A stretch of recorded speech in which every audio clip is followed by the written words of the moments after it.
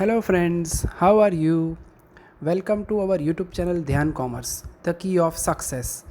Please like, subscribe, share and press bell icon for notifications. Thank you. जय माता the students.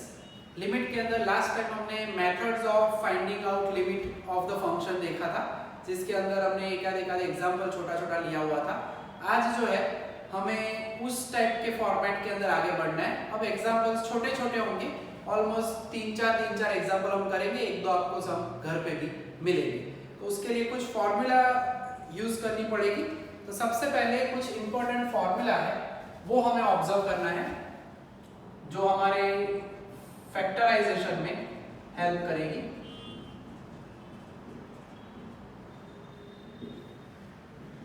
सबसे पहला जो मेन बेसिक है, पहला तो आप देख ही चुके हो, a square minus b square, जिसे हम कहते हैं a minus b a plus b. Factorisation के लिए इंपॉर्टेंट पार्ट है, बेसिक है, जो आप मैथमेटिक्स के अंदर 9th 8th 9th के अंदर देख चुके हो। ऐसी कुछ फॉर्मूलाज हैं, उसको हम यहाँ पे मेंशन करेंगे और आप ये नोट भी कर लेना। अब जो सम स्टार्ट हो रहा है उससे पहले मैं ये राइट साइड में रखूंगा ताकि आपको रेफरेंस दे पाऊँ। फिर बेसिक में होल स्क्वायर की फॉर्मूला होती है, वैसे ये हमें याद ही होता है, a square plus 2ab plus b square. उसी तरह से स्क्वायर में माइनस वाली फॉर्मूला भी है, a square minus 2ab plus b square. Whole square में या होल क्यूब कभी भी हो तो आगे और पीछे की first and last term always होती है पॉजिटिव। उसके बाद क्यूब के अंदर कुछ फॉर्मूला है हमारे पास, a cube plus b cube, ठीक है। तो इसके अंदर क्या रहता है, तो जो दोनों पॉजिटिव टर्म्स हैं, टर्म्स में प्लस है तो पहले प्लस लिख लो। देखो वैसे उसके साथ में दूसरी फॉर्मूला भी समझा देता हूँ, a cube minus b cube है तो a एंड b के बीच में क्या रखने का, माइनस। ज्यादातर बच्चों को ये याद ही होता है फिर भी। और अब सेकेंड पार्ट के अंदर पहली टर्म का स्क्वायर लिखना है, अगर बीच में प्लस है तो यहाँ पे माइनस करो, 2ab नहीं करना है, ओनली a इंटू बी करना है, और पीछे होगा b स्क्वायर। यानी अगर प्लस दिया जाए बीच में तो सेंटर में माइनस टर्म लेनी है। उसी तरह से यहाँ पे उल्टा a माइनस बी है, a cube minus b cube में, तो आप लिखते हो a स्क्वायर, माइनस हो तो प्लस लिखो ab, लास्ट टर्म तो हमेशा रहती है पॉजिटिव, ठीक है। तो ये दो फॉर्मूला भी हम कभी ना कभी यूज करने वाले हैं चैप्टर के अंदर। उसके बाद अब जैसे हमने ऊपर होल स्क्वायर की फॉर्मूला देखी, वैसे होल क्यूब की फॉर्मूला भी होती है। अलग अलग तरह से मैथमेटिक्स के अंदर टीचर इसे याद रखवाते हैं, मगर हम थोड़ा सा इजी फॉर्मेट यूज करने वाले हैं। जितनी भी टर्म्स है उनका पहले क्यूब लिखना है। देखो जैसे कि होल क्यूब है तो पहले मैं लिखूंगा a का क्यूब प्लस मैं लिखूंगा b का क्यूब होल क्यूब के अंदर। फिर मैं क्या करूंगा, प्लस जो क्यूब पावर दी गई है 3 इंटू ए बी, यानी मैं लिखूंगा 3 इंटू ए बी। फिर ये जो ब्रैकेट है वो पूरा पीछे लिख देने का, a प्लस b। इसका सिम्प्लिफाइड फॉर्म आप कर चुके हो, तुमने स्कूल ની અંદર આનો અવયવ પાડી છોટું પાડેલું ફોર્મ યાદ રખાવતા હોય છે, that is 3a square b in ab square, मगर उसकी जरूरत नहीं है ऐसा रखने की। इजी फॉर्मेट है, पहली टर्म का क्यूब। देखो मैं उसको और एक फॉर्मूला माइनस वाले में समझाता हूं। इसमें प्लस है तो हर जगह पे प्लस प्लस प्लस रहता है, माइनस हो तो हर जगह पे माइनस। फिर सिंपलीफाई करें तो उस तरह से सेट होता है। पहली टर्म का क्यूब, दूसरी टर्म जो है बीच में माइनस दिया जाए तो माइनस b क्यूब, बीच में माइनस दिया जाए तो माइनस 3ab, एंड ब्रैकेट पूरा रखते हो तो उसके अंदर भी क्या है, माइनस, ठीक है। तो वैसे ये 7 फॉर्मूला है बेसिक, इसका हमें इस्तेमाल करना है। उसके बाद इनका इस्तेमाल हम करेंगे जरूरत पड़ेगी तब। 8वीं फॉर्मूला जो मेन नहीं है मगर इसके ऊपर से ही आती है, इसलिए उसे अलग से मैंने बॉक्स बनाया। एक आध दो सब में 4 पावर वाला पार्ट भी है।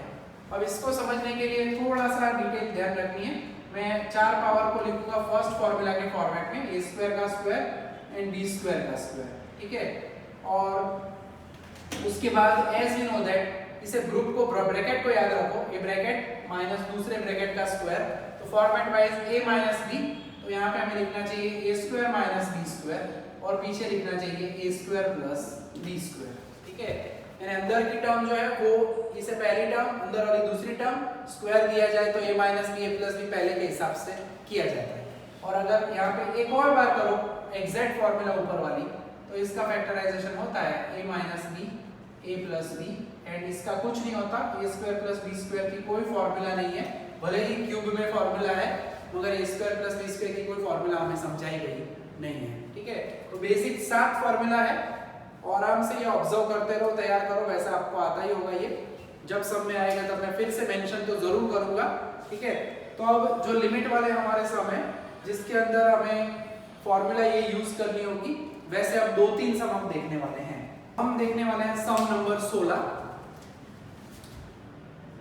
जिसके अंदर पहली फॉर्मूला का इस्तेमाल होने वाला है और फैक्टराइजेशन भी हम कुछ करेंगे। तो दिया हुआ है limit x tends to 2 x square plus x minus 6 upon x square minus 4। जब भी फैक्टराइजेशन हो सीधा अगर आपको आता है तो ठीक है, अदरवाइज हम क्या करते हैं इसके दो पार्ट कर देते हैं। पहले को हम कहेंगे न्यूमरेटर, दूसरे को हम कहेंगे डिनोमिनेटर।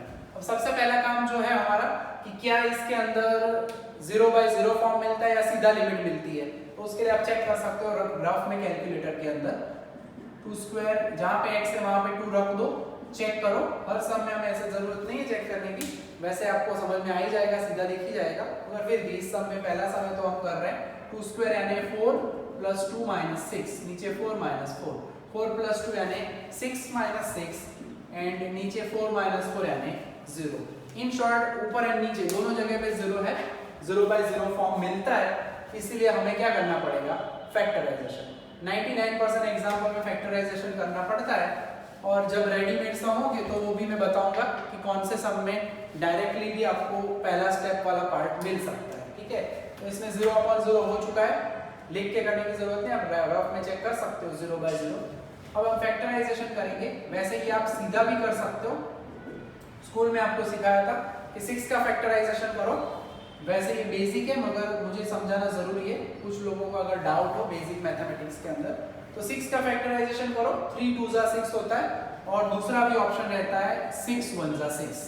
हमें बीच में यहाँ पे क्या चाहिए 1, x का कोएफिशिएंट नहीं लिखा है तो 1 समझा जाता है, और वो 1 कैसा है प्लस, यानी 6 अगर 1 का कॉम्बिनेशन देखो तो ये वर्क नहीं करेगा, हमें 3 और 2 का कॉम्बिनेशन वर्क करना है। कैसे? तो जो बड़ा नंबर हो उसे हम प्लस साइन के साथ लिखेंगे, यानी x² प्लस 3x, छोटा नंबर है उसको माइनस साइन से लिखेंगे। So ultimately 3x minus 2x यानी 1x। अगर आगे माइनस साइन होती तो मैं माइनस 3x लिखता और प्लस 2x लिखता, ठीक है। Depending on the sign of coefficient of x आपको ये फैक्टराइजेशन करना है। वैसे हम ये सीधा भी कर सकते हैं, किसी को अगर आता है पहले के स्टैंडर्ड के हिसाब से रेडी है और आप सीधा लिखना चाहो तो भी लिख सकते हो, वो भी मैं अभी समझाऊंगा कैसे लिख सकते हैं यही पार्ट। पहले में x कॉमन निकालो, बचा क्या x प्लस 3, दूसरे के अंदर 2 निकालेंगे मगर माइनस साइन के साथ। जब भी -2 निकालते हैं तब जो पीछे वाली टर्म है वो पॉजिटिव होती है। अल्टीमेटली आप फैक्टराइजेशन करते हो तो ये हमें पता ही होगा कि दोनों फैक्टर हमेशा कॉमन होते हैं, सेम होने चाहिए, ठीक है। पहला फैक्टर आपका बन जाएगा x प्लस 3 एंड दूसरा फैक्टर बन जाएगा x माइनस 2, ठीक है। वो आप सीधा भी कर सकते हो, यहाँ से 6 के फैक्टराइजेशन में प्लस चाहिए तो प्लस 3 एंड माइनस 2 में पीछे लिखना है तो माइनस 2। ना समझ में आए तो कैलकुलेशन करते हो तो भी कोई प्रॉब्लम नहीं है। तो ये न्यूमरेटर हुआ। अब डिनोमिनेटर के बारे में बात करें तो डिनोमिनेटर के अंदर है हमारे पास x² माइनस 4। अब वो हमारी पहली फॉर्मूला जो अभी आगे वाले मेथड में सम में हमने समझाया था वैसा ही पार्ट होगा। इसे भी डायरेक्टली अगर समझ में आता है तो आप लिख सकते हो, और x² माइनस 2 का square according to the formula वहां पे लिखे इसलिए हम लिख नहीं रहे, x minus 2 and x plus 2 सीधा अप्लाई कर सकते हो, ये लिखने की आवश्यकता नहीं है, आपके समझने के लिए मैं लिखवा रहा हूँ। बाकी आप directly x minus 2 x plus 2 चाहो तो सीधा भी लिख सकते हो, ठीक है। तो ये हुआ हमारा फैक्टराइजेशन लेफ्ट साइड। अब जो है इन वैल्यूज को हमें रखना है फाइनली, तो वैल्यू रखते हुए limit x tends to 2, factors जो रेडी हो चुके हैं यानी x प्लस 3 न्यूमरेटर का part, x minus 2 and denominator के अंदर अभी जो लेके आए x minus 2 and x plus 2, so x minus 2 and x plus 2। ऊपर नीचे x माइनस 2 फैक्टर को हम कैंसिल कर देते हैं, यानी हमें जो मिलेगा वो ऊपर मिलेगा x प्लस 3 एंड नीचे मिलेगा x प्लस 2। तो कॉमन फैक्टर जो है हम बोल चुके हैं आगे मेथड में, x टेंड्स टू a हो तो x minus 2 will be the common factor, तो x minus 2 and x minus 2, ये जो ऊपर नीचे है वो कॉमन फैक्टर कैंसिल हो चुका है। अब हम x की वैल्यू रख देते हैं, यानी 2 प्लस 3 नीचे 2 प्लस 2। खास ध्यान रखिएगा ये पहले हमने समझाने के लिए काम किया है। ये डायरेक्टली अगर आप स्टेप में दिखाना चाहो तो यही एक स्टेप इसके बाद ऊपर लिख सकते हो फैक्टराइजेशन में सीधा ही, या फिर इस तरह से करोगे तो मार्जिन ऑफ एरर कम रहता है। तो अल्टीमेटली 3 + 2 5 एंड बाय 4। तो ये जो हमें मिला वो है हमारी लिमिट ऑफ द फंक्शन। खास ध्यान रखना है लास्ट में आप आंसर का ये बॉक्स जरूर बनाना। पेपर चेक करने वालों को आप जितना इजी वर्क देते हो उतने ही मार्क्स वो आपको पूरे दे देते हैं, सही आंसर के मार्क्स मिलते हैं। ठीक है, तो ये जो आपका आंसर है वो हुआ हमारा लिमिट ऑफ द फंक्शन। ठीक है, तो बेसिक टाइप का एग्जांपल है, ज्यादा टफ एग्जांपल नहीं है। सेकंड सम है उसके अंदर हम थोड़ा ध्यान रखेंगे, वो थोड़ा सा फैक्टराइजेशन में ध्यान रखने वाला सम है। अब हम देखेंगे सम नंबर 14। ठीक है, पहला सम हमने सम नंबर 16 देखा, अब दूसरा सम सम नंबर 14। इसके अंदर फैक्टराइजेशन का कॉन्सेप्ट थोड़ा सा ध्यान रखना है, बाकी सम में मेथड में कोई चेंज नहीं है। तो अब हम देख रहे हैं सम नंबर 14। तो limit x tends to -2 function दिया गया है। कैलकुलेटर के अंदर आप चेक करोगे तो ऊपर एंड नीचे डिनोमिनेटर न्यूमरेटर दोनों क्या होगा 0। ठीक है, आपको चेक करना है, मैं क्लियरली बता रहा हूँ। सम एग्जाम में स्टार्ट हो तो पहला चेकिंग कर लेने का कि मैं x की जगह पे -2 रखता हूँ, यहाँ पे भी -2 रखूंगा तो क्या 0 होता है या नहीं। ठीक है, हर समय मैंने दिखा था यहाँ पे, तो ये आपको खास खुद कैलकुलेटर में चेक करना है। -2 का स्क्वायर यानी +4 होगा, 4 × 5 यानी 20। यहाँ पे आप 17 × -2 करोगे -32 + 14, ऊपर 0 होगा, नीचे -2 का स्क्वायर यानी +4, 9 × 4 यानी 36। उसी तरह से 5 × -2 -10 एंड -26 वो भी होगा 0। तो कोई भी समय पहले ही चेकिंग कर लेना है, हर समय अब मैं ये चेकिंग करवाऊंगा नहीं, जहाँ पे जरूरत लगेगी वहां पे बताऊंगा। ठीक है, अब इसमें फैक्टराइजेशन करना है कॉमन फैक्टर। अब एक पॉइंट बता देता हूँ, x टेंड्स टू a है तो कॉमन फैक्टर होता है x - a, यानी अगर x टेंड्स टू 4 है तो कॉमन फैक्टर बनता है x - 4। और यहाँ पे अगर आप ऑब्जर्व करो x टेंड्स टू -2 है तो फैक्टर होगा x - 2 नहीं, x + 2। यानी टेंड्स टू में अगर आपका नंबर नेगेटिव है तो फैक्टर आपको पॉजिटिव मिलेगा, नंबर पॉजिटिव है तो आपको जो फैक्टर है वो नेगेटिव मिलेगा। तो ये एक पॉइंट है। वैसे ये आपको मेथड के अंदर बताया था, ऐसे अलग से सोचने की जरूरत नहीं है, क्योंकि फैक्टर्स करोगे तो ऑटोमेटिक वही मिलेगा। देखते हैं कैसे। तो 17x + 14, अब 14 नंबर है और 5 नंबर है, लास्ट में तो रेडी हो गया था सीधा। मगर जब भी ऐसे 14 एंड 5 दिया जाए, ठीक है, मल्टीप्लाई करके भी आप कर सकते हो, मगर मैं कहता हूँ हमेशा जो बड़ा नंबर है उसको छोटे नंबर में डिस्ट्रीब्यूट करो। यानी 14 का हिस्सा क्या होगा 7 × 2 × 5। ठीक है, 7 × 2 14 के हिस्से किए, और फिर ट्राई करो कि हमें बीच में क्या चाहिए। बीच में हमें क्या चाहिए 17। कैसे मिलेगा 17? 14 एंड 5 का तो कॉम्बिनेशन वर्क नहीं किया, इसलिए हम नीचे आए। 7 एंड 5 लेते हो तो 35 - 2 + 2 वो भी नहीं होगा। अगर आप 5 × 2 लेते हो यानी 10 एंड बाद में रखते हो 7 तो वो 70 होगा और बीच में आएगा 17। ठीक है, तो वर्क कुछ इस तरह से करेगा। वैसे ये बेसिक काम है, आप ये आगे सीख चुके हो। फिर भी किसी को फैक्टराइजेशन में डाउट हो तो पर्सनली आके भी सीख सकते हो, मुझे आप कॉल कर देना, मैं आपको सिखा दूंगा ये पार्ट। एज यूजुअल दो हिस्सों में से कॉमन निकालो, x निकला, बचा क्या 5x + 2। दूसरे में से कॉमन क्या निकलेगा, यस 7 निकलेगा, बचा क्या x + 2। जो अभी हम कह रहे थे कि कॉमन फैक्टर जो है, ओके, यहाँ पे 5x निकलेगा, दो में से कॉमन निकालेंगे, पहले में से 5x निकलेगा, बचा क्या x + 2। दूसरे में से 7 निकलेगा, बचा क्या x + 2। जैसे हम कह चुके हैं दोनों के अंदर कॉमन फैक्टर होगा x + 2, तो वो x + 2 को कॉमन निकालो एंड 5x + 7 होगा दूसरा फैक्टर। यानी एक फैक्टर जो हम कह चुके हैं x टेंड्स टू -2 है तो प्लस वाला होना चाहिए, जो कि हमें मिल रहा है। डिनोमिनेटर सेम टू सेम काम होगा। जब भी फैक्टराइजेशन करते हो काम सिंपल ही रहता है, आपको इवन ये मल्टीप्लाई करके 26 × 9 क्या है वो भी देखने की जरूरत नहीं रहती। थोड़ा सा स्मार्ट वर्क करते हो तो सबसे पहले बड़े नंबर को टुकड़े में बांटो, यानी 26 को मैं लिखता हूँ 13 × 2 और फिर पहले ट्राई करना है। ज्यादातर ऐसे ही आपका सॉल्यूशन हो ही जाता है। बीच में हमें चाहिए 5। अब 26 एंड 9 में तो 5 आता नहीं है, और बड़े नंबर मल्टीप्लाई करने से भी नहीं होता। जनरली टुकड़ों को मल्टीप्लाई करते हो 13 × 18, और 18 माइनस 13 क्या होगा 5। तो वर्क कर जाता है हमारा ये काम। सो 18x प्लस 5 चाहिए, यानी 18 को बड़ी साइन यानी प्लस 2 और माइनस 13x। फिर वही प्रोसेस है, पहले दो में से कॉमन निकालो, 9x कॉमन निकलेगा, बचा क्या x प्लस 2। यहाँ पे ध्यान रखना है माइनस कॉमन निकालते हैं, पीछे का यही फैक्टर रेडी होता है हर बार, फिर भी चेक कर लेना है नंबर में कोई अगर गड़बड़ ना हो जाए तो इसका फैक्टर भी रेडी है, x plus 2 and 9x minus 13। ठीक है, तो फैक्टर के अंदर आप दोनों में देख सकते हो कॉमन फैक्टर रेडी है। अब आखिरी काम जो है वो हमें वैल्यू रखनी है। वैसे ये काम बेसिक मैथमेटिक्स का ही है, डायरेक्टली आप रफ में करके कैलकुलेशन लिख देते हो तो भी चलता है, यानी सीधा ये स्टेप लिख दो तो भी चलता है, मगर हम प्रॉपरली ये पूरा काम दिखा रहे हैं।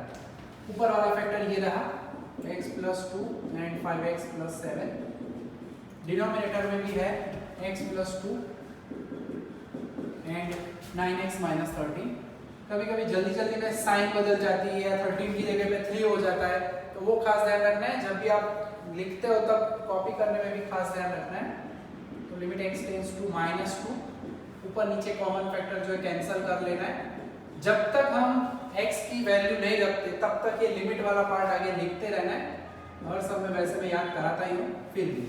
अब जैसे मैं x रखता हूँ अंदर x की जगह पे x टेंड्स टू वाली वैल्यू, यानी 5 इंटू माइनस 2 प्लस 7, नीचे 9 इंटू माइनस 2 माइनस 13, तब वैसे ही मैंने ये लिमिट वाला पार्ट हटा दिया, क्योंकि हम अब अप्लाई कर रहे हैं value of the x। So minus 10 plus 7 minus 18 minus 13। Sign का ध्यान रखना है खास, एक प्लस है एक माइनस है तो सब्ट्रैक्शन होता है, दोनों ही प्लस है दोनों माइनस हो तो एडिशन होगा, डिपेंडिंग ऑन माइनस हो तो आगे माइनस लिखना है। सो दिस इज माइनस 3, नीचे 18 एंड 13 माइनस 31। वैसे आप कैलकुलेटर में रेशियो भी निकाल सकते हो, मगर पहले मैं कह चुका हूँ, ध्यान रखना है कि आंसर जो बुक में दिए गए वो पॉइंट्स में नहीं दिए फ्रैक्शन में, वो उसी तरह से दिए गए मैथमेटिक्स के फॉर्मेट में। सो आंसर होगा 3/31। एंड फाइनली लास्ट में याद रखना है हमेशा, आपका आंसर जब भी आ जाता है यहाँ पे तो आप बॉक्स कर ही रहे हो, मगर फाइनल ऐसे बॉक्स जरूर बनाना है आंसर का, ताकि पेपर चेक करने वाले को इजीली आपका परफेक्ट राइट आंसर दिख जाए और आपके पूरे मार्क्स आपको मिल जाए, depending on the paper setter. Some 4 marks का होता है, 3.5 मार्क्स का भी रखते हैं कभी कभी छोटे सम, और 5 मार्क्स तक के पार्ट में बड़े सम भी पूछे जा चुके हैं। ठीक है, तो इसका आंसर जो है वो होगा 3/13। ठीक है, तो ये हमारा दूसरा एग्जाम्पल हुआ। तीसरा जो एग्जाम्पल है वो देखने वाले हम सम नंबर 13, जिसके अंदर थोड़ा सा ध्यान रखना है क्योंकि वो x टेंड्स टू -1/3 है, न्यूमरेटर डिनोमिनेटर उसमें भी 0 होता है, तो वो देखते हैं हम।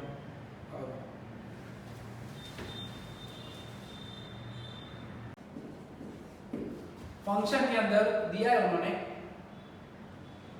Limit x tends to -1/3, 3x square plus 7x plus 2, and नीचे दिया है 9x स्क्वायर माइनस 1।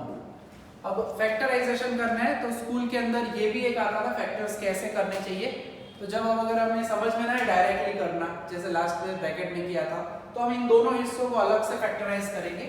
यानी कि मैं यहाँ पे लिखूंगा न्यूमरेटर, ठीक है, अंश 3x square plus 7x plus 2। अब इसमें फैक्टराइजेशन करना है, 3 2 जा 6, यहाँ पे आगे वाला नंबर पीछे वाला नंबर याद रखना है, 3 2 जा 6, और बीच में क्या लाना है 7, यानी 6 के टेबल में आपको 7 लाना है, तो 6 का फैक्टराइजेशन वैसे होगा 3 2 जा 6, यानी बीच में या तो 3 + 2 5 दिया जाए तो चले, 3 - 2 1 दिया जाए तो चले, या एक और ऑप्शन रहता है 6 1 जा 6, तो हमें बीच में क्या दिया है 7। तो फैक्टराइजेशन का ये तरीका है, पुराना है मैथमेटिक्स का। सो 3x स्क्वायर प्लस मैं क्या लिखूंगा, ध्यान रखना है आगे पीछे दो नंबर हो तो दोनों को मल्टीप्लाई करो फिर ऑप्शन सोचो। ठीक है, जैसे कि हमने सोचा 6 का factorisation 6 and 1, 6x plus 1x, 1 नहीं लिखते इसलिए ओनली x प्लस 2। फिर इसमें से पहले दो में से और दूसरे दो में से कॉमन निकालो, पहले में से निकला 3x, बचा क्या x प्लस 2, दूसरे में से क्या निकला 1, बचा क्या x प्लस 2। अब x प्लस 2 कॉमन फैक्टर है वो आगे लिखा जाता है, 3x and 1 को मिला के दूसरा फैक्टर बनाया जाता है, तो ये हमारे न्यूमरेटर का हमने क्या कर लिया, फैक्टराइजेशन। अब जाते हैं डिनोमिनेटर के अंदर।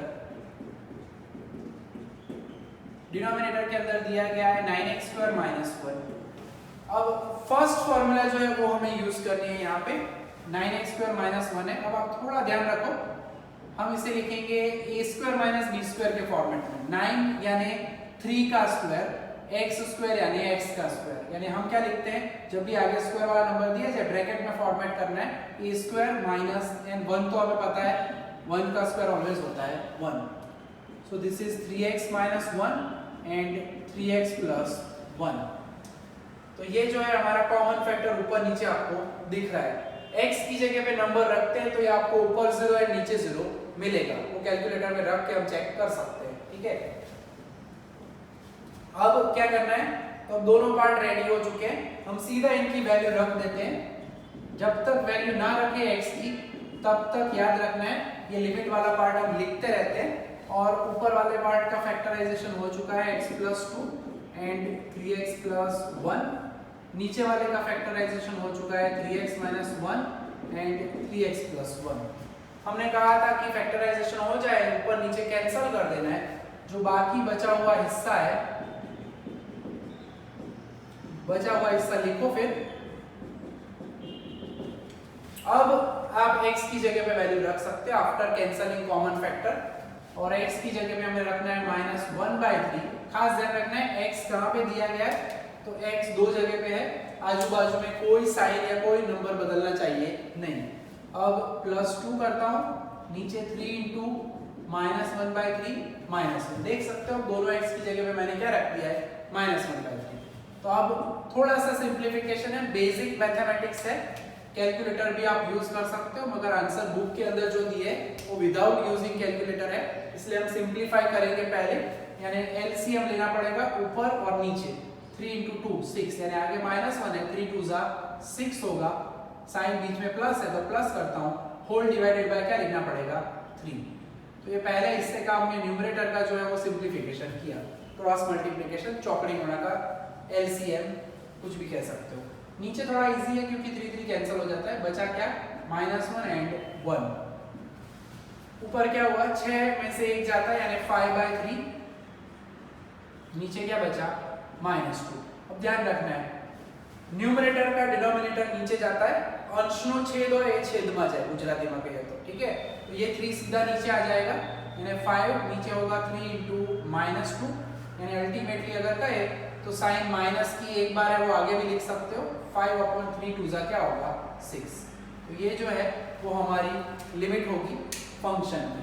अब खास ये ध्यान रखना है, कुछ बच्चों को प्रॉब्लम होता है कि ये 2 वैसे यहीं का एग्जांपल है इसी का, तो 5 के नीचे -6 हुआ था, तो आपने कैसे लिख दिया ये, तो चाहे कहीं पे भी हो नंबर, -5/6 हो, नीचे माइनस हो या ऊपर हो, उसे हम कॉमन में आगे जरूर लिख सकते हैं, ठीक है।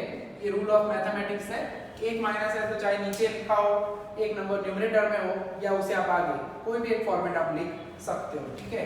तो फाइनली हमारा जो फंक्शन है उस फंक्शन की लिमिट x टेंड्स टू -1/3 जो फंक्शन दिया गया है, इंपॉर्टेंट एग्जांपल है, पूछा भी जा चुका है एक आध बार, तो खास ऑब्जर्व करिएगा। और इसका आंसर जो है वो हमें मिला -5/6। ओके, तो अब 3 सम करने के बाद अब हमारा होमवर्क का टाइम है, ठीक है। हमने सम नंबर 16 किया, 14 किया एंड 13 किया। तो अब मैं 2-3 सम आपको दूंगा, ठीक है, छोटे छोटे सम है, यानी आपको इजीली कर ही पाते हो, तो ज़्यादा टेंशन करने लायक काम है नहीं।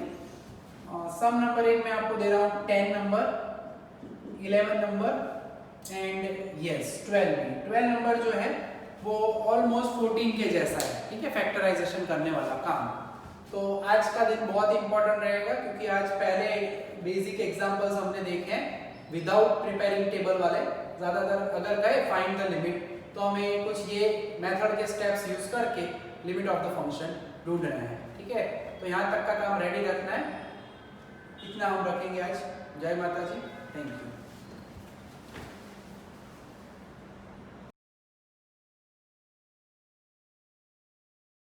Please like, subscribe share and press bell icon for notifications.